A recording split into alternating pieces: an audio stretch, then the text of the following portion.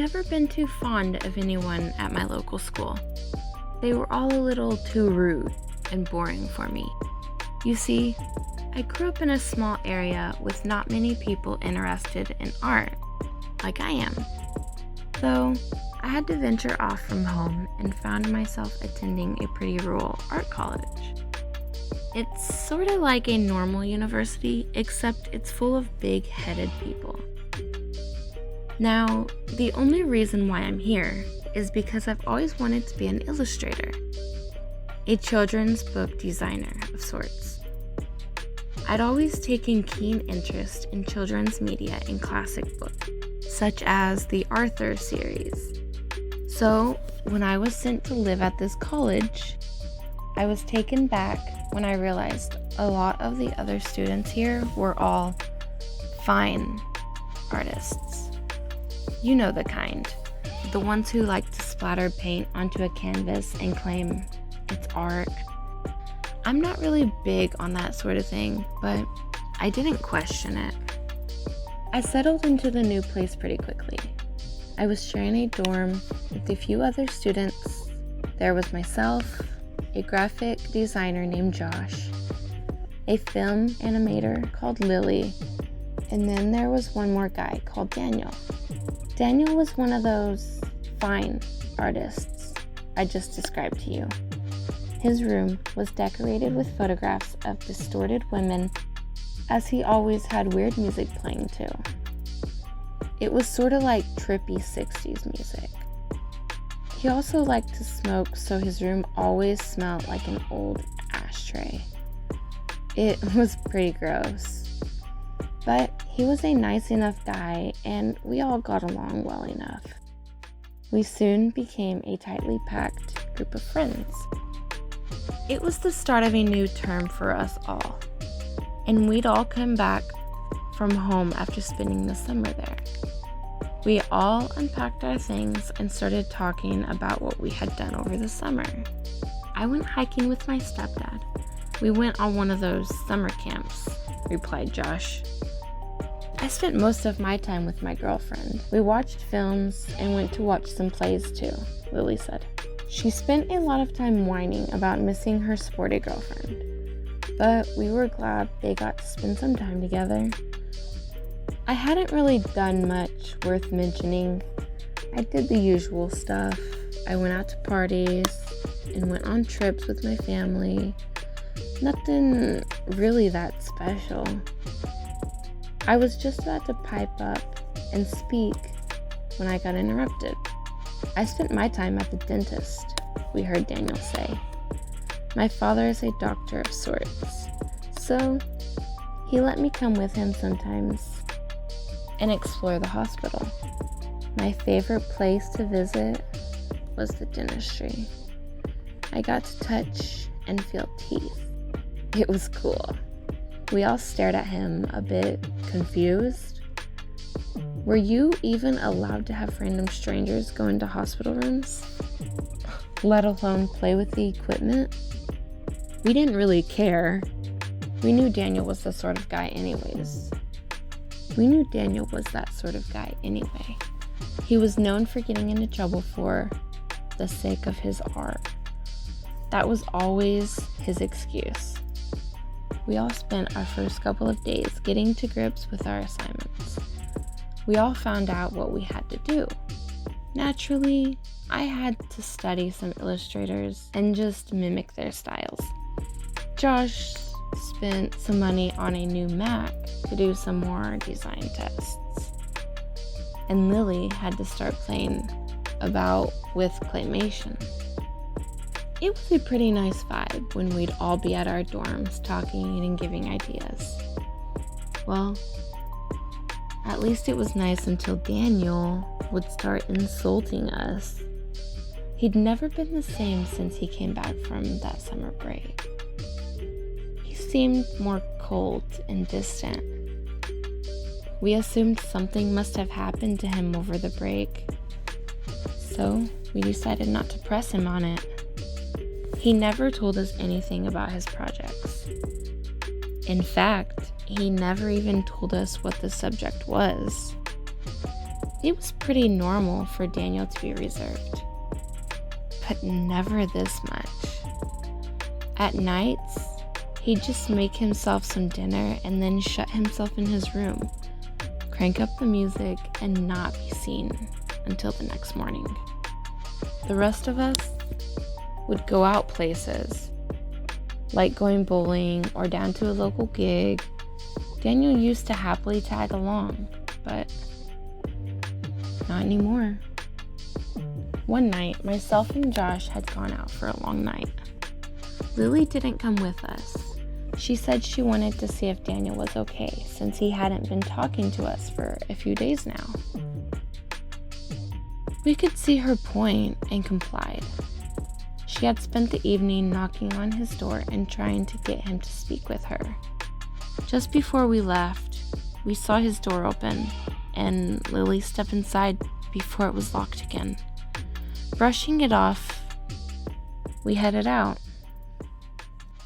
We'd gone to see a movie and then go out for a few innocent drinks. It was fun, but we didn't get home till around 2 a.m. When we got back, Josh just said goodnight and went straight to bed. I hadn't gone to bed yet. I was pretty damn hungry.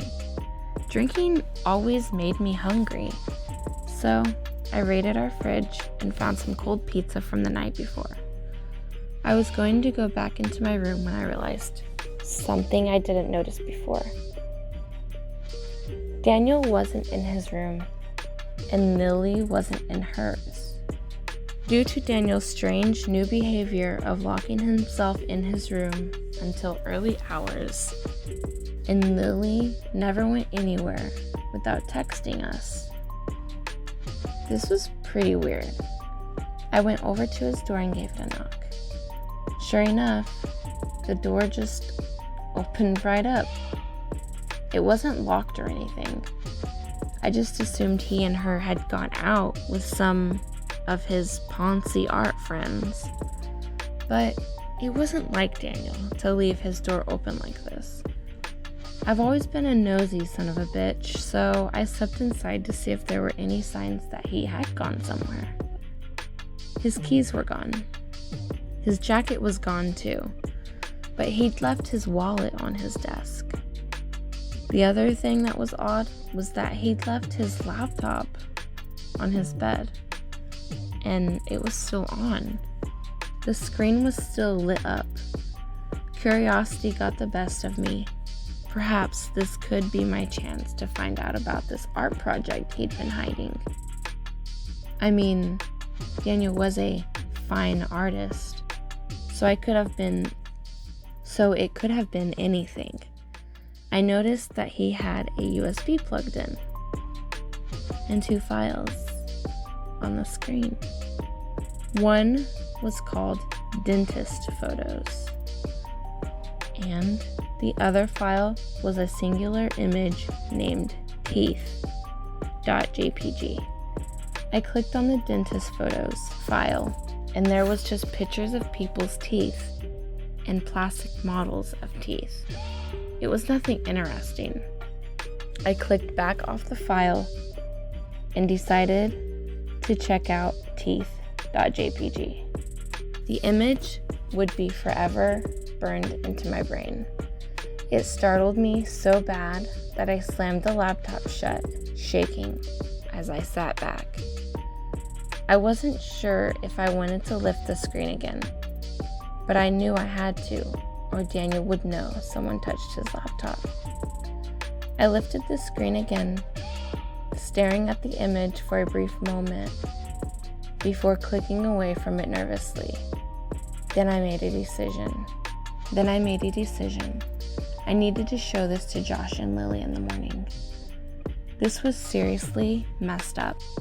I mean, I knew that Daniel was an artistic kind of guy, but that was just insane.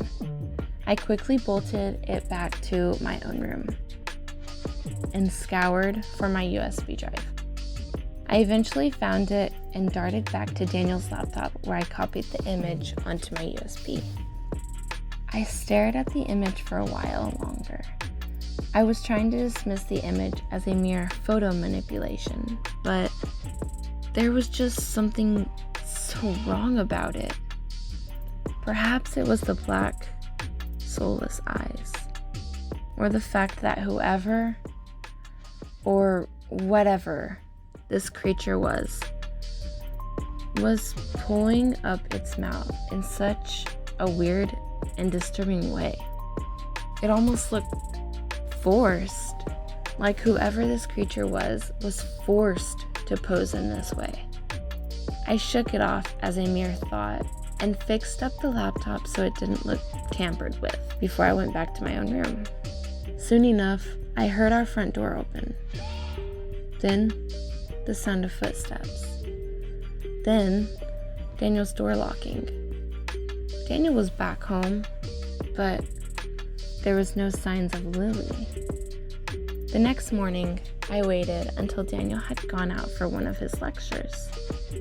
And since it was Friday, Josh and I had the morning off. I decided now would be a good time to show Josh the image. I asked him if he wanted to see what Daniel had been hiding from us. And he confusedly, but also eagerly said, yes. I brought my laptop into the living room and loaded up my USB and opened the image for us both to see. Josh's expression fell into shock before he spluttered, What the fuck is that thing? I could tell just by his reaction that both of us were thinking the same thing. This couldn't have been an art project image. There is no way that this would pass as fine art piece. Would it? I mean, sure, art can be creepy at times, but I can't imagine his teachers would appreciate such a creepy and disgusting image. I know that Daniel can be a creepy son of a bitch, but that isn't right. We've got to show Lily that. We both cut off one another. We paused briefly before looking at one another with confusion. Where was Lily? I realized that she hadn't come back with Daniel last night, and neither of us had seen her that morning. When I explained to Josh what I did last night, he began to worry. Lily was never the kind to just sneak off and not tell anyone. I picked up my phone and began to ring her mobile. For a while, there was silence. Then, just from Lily's room, we heard a faint buzzing sound. Josh got up and walked into Lily's room rather quickly. He'd never been one to go into girls' rooms, and he came back out holding Lily's phone in his hand with a worried look on his face. Lily was gone, and we had no way to get a hold of her. Maybe she had just gone to a lecture and forgot her phone, I stuttered. Josh shook his head, chewing on his lip, out of nerves. No, Lily doesn't have lectures on a Friday. Remember? She'd normally at least say hello to us and take her phone. We know she lives on that thing. She never stops texting her girlfriend. He was right. Lily's life revolved around her phone. So we knew there would be no way she'd leave it. Suddenly, her phone lit up. Someone was calling her. We both looked at the phone, then back to one another before Josh passed the phone to me. I brought it up to my ear before speaking. Hello? On the other end of the line, I realized it was her girlfriend that was calling. I recognized her husky voice. Ah, Lily, there you are. Thank God you're okay. You didn't text me at all last night, and this morning, I thought something was wrong. I cringed a little bit, realizing I had to break it to her that I wasn't Lily. As I spoke, I heard her girlfriend began to get upset. She breathed quite heavily, and I could hear the sniffling sound someone makes when they cry. I felt so bad for her, but perhaps she could be my chance to find out anything I could about Lily. Where's Lily? She hadn't spoken to me since last night. I thought she was just playing a joke on me, but now I don't know. I looked at Josh with a confused stare as he began to pace around a little bit.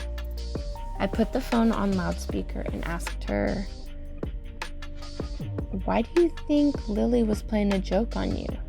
Did she say anything odd?" "Yes," her girlfriend replied. "She sent me one message at around 1:30 a.m. I looked at Josh, baffled, before I asked again, "What did the message say?" "Help me." I looked at Josh with wide and worried eyes.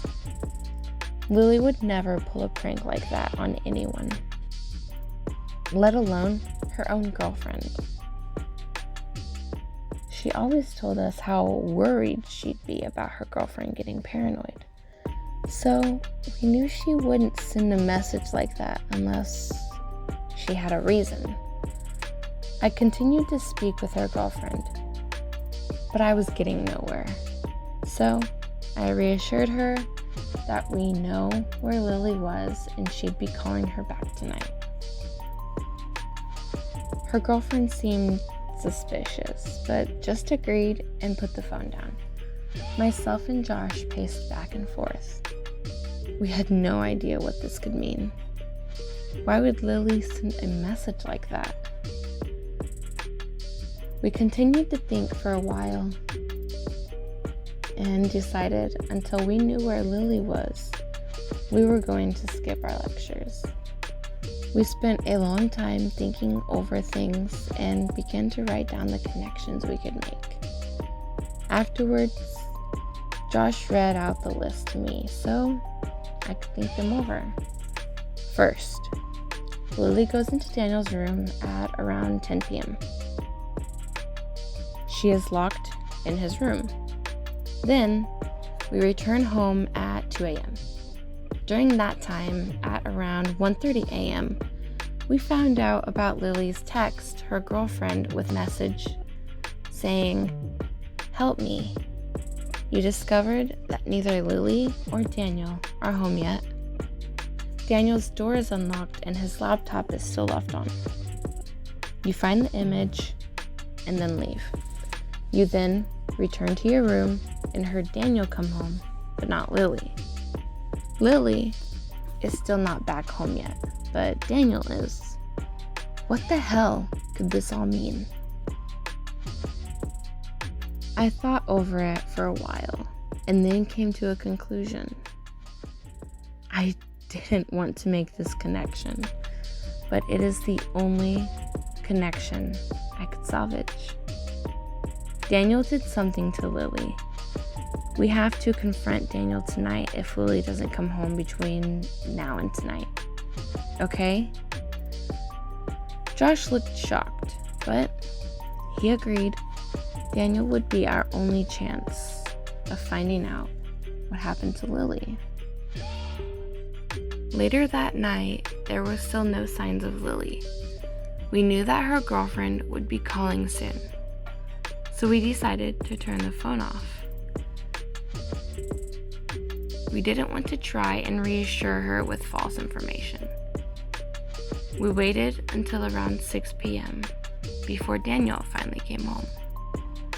He looked rather startled to see us both standing there in the living room, and he lightly placed his art folder and satchel down against the sofa. As we both stood up, Josh spoke to him, and I could tell he was trying to keep his composure. "Daniel, we'd like to have a talk. It's about Lily." Daniel's eyes seemed to widen ever so slightly, but nothing I thought was worth thinking over. He tilted his head at us, looking confused as he asked us, "Why? Is something wrong?" I shook my head. I didn't want him to think we were accusing him of anything. We would never get any answers out of him if we straight up accused him like that. Daniel seemed to look a little on edge, looking away from us as he itched his wrist under his baggy gray jumper. He pushed his rather dark black bangs out of his face as he spoke. "Then, what's wrong? Is she okay?" "I mean, I know she left her phone here last night, so I suppose there wouldn't be any way to get a hold of her." We didn't say anything. We weren't too sure on what to say to him. How were we supposed to ask him if he did anything to Lily without him taking offense? Then I realized something. It took me a moment to realize it before I spoke. "You just said she left her phone here last night, right? How the hell did you know that?" I could see Josh's eyes light up. He just realized the same thing I did. How on earth did Daniel know she'd left her phone here? How on earth did Daniel know she'd left her phone behind unless they went somewhere? We already acknowledged the fact that Lily never leaves her phone anywhere. So how on earth did he know she had left it behind? Daniel didn't answer us. He was silent for a while before he pushed past us and walked into his room, slamming the door shut. We walked over to his door, banging on it harshly before he shouted, "Leave me alone. I have coursework to do. I'm sure Lily will show up tonight. Just stop being so paranoid." We just didn't know what to do. Daniel clearly knew way more than he let on, but there was no way we were going to get that out of him. We walked back into the living room and slumped back down. I ran a hand through my hair. What the hell was going on? I then realized that Daniel had left his bags on the sofa. He must have been too frustrated to pick them up when he stormed into his room. I peered around to Daniel's door, hearing no sound of him leaving his room yet. I knew soon enough he would be coming out to get his bags. In a moment of madness, I picked up the satchel and emptied its contents onto the coffee table. I could see Josh's eyes widen before he whispered to me frantically, What the hell are you doing? What if he sees you?" I didn't care. I needed to know anything I could about Lily. She was a roommate, but also a best friend. I couldn't just leave this to solve itself. I pushed through documents and came across what looked like a ticket. I crumpled it up and pushed it into my pocket. Then I found a zip-up document bag. I pushed it into Josh's hands and told him to go hide it. He complied, and we went and hid it in his room. I then quickly put all the other stuff back into Daniel's bag and rested it right up like it looked before. I then got up and walked into Josh's room. I watched Daniel go back to the living room and pick up his bags before he walked back into his room again. I watched Daniel go back to the living room and pick up his bags before he walked back into his room again. Josh grabbed the zip-up file from under his pillow as we both sat down on his bed. We didn't say anything. We just read the front cover of the file. Teeth. It sent chills up my spine. I knew whatever was inside would have a connection to the image I found on the computer. But what we saw was nothing what we expected. It was a series of photographs. The first photo was a picture of what looked like an abandoned room of sorts. The walls were covered in old floral wallpaper, and the floor was just damp wood. It looked like it hadn't been used in years. Then, the next photos were just pictures of tools and plastic tools. We then noticed that the tools were linked to dentistry. You know, like needles and drills. It was pretty creepy. But it was the next photo that made us both drain of color. It was just photos of Lily smiling. We flipped through every single photo of Lily. In each one, she had a big, toothy smile. Such a sweet smile. One of her most distinct features was her large front tooth. Just her left one. We always found it cute, but now it was no laughing matter. We noticed on the back of the photographs there were labels. In each tooth, on each photo, was marked.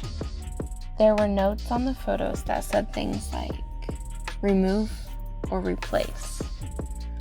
It knocked Josh sick, and I was more terrified now than ever. We knew that we couldn't confront Daniel about these photos. It would get us nowhere. We just sat in silence for a long time, staring at the photos with disbelief. I then remembered the ticket I had found and stuffed in my pocket. I reached into my pocket with a shaky hand and pulled it out. Bringing to my vision, it read, Group Ticket 2. Location, Station Road. Time, date, 28-9-2011, 11:34 p.m. We both looked at each other with firm gazes. That was just yesterday evening. We knew exactly what we had to do now. We had to find where Lily was.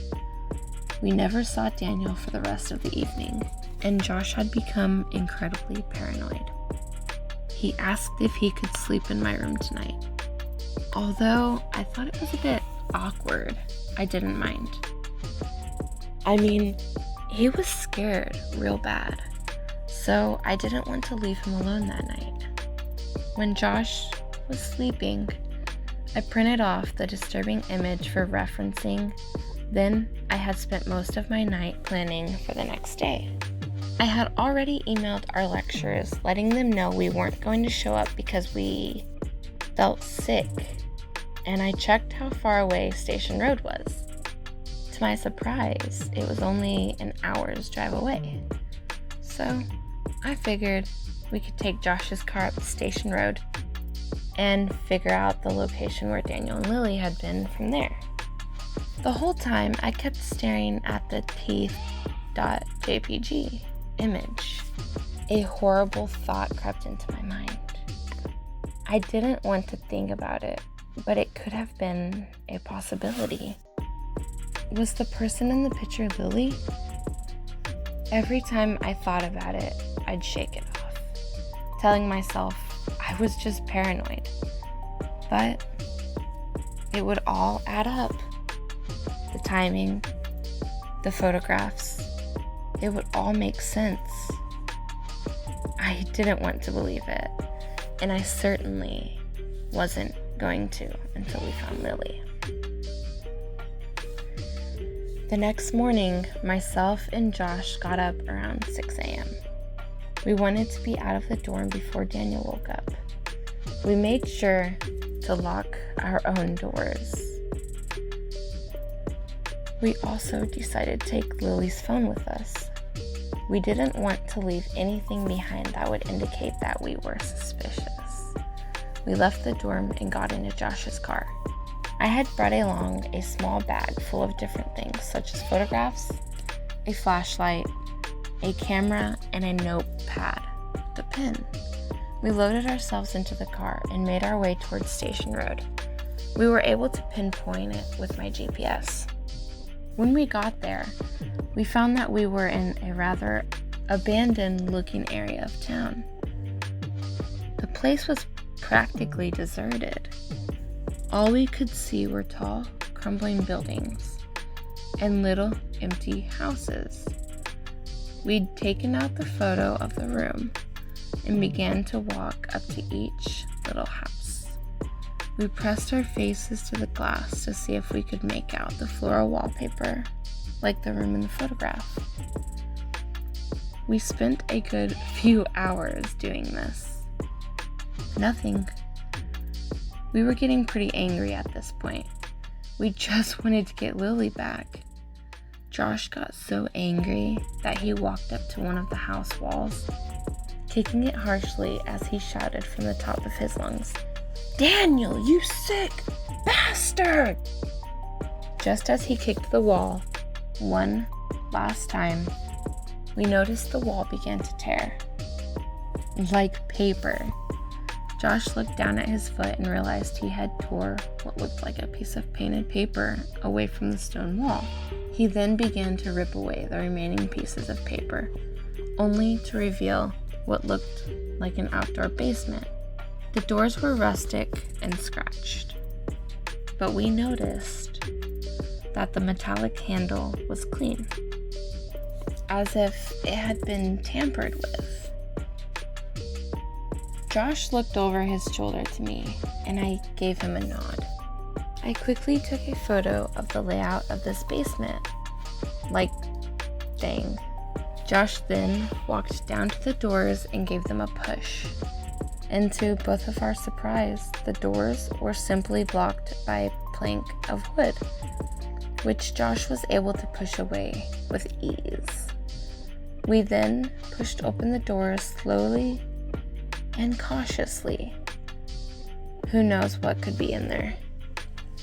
It obviously is hidden for some reason.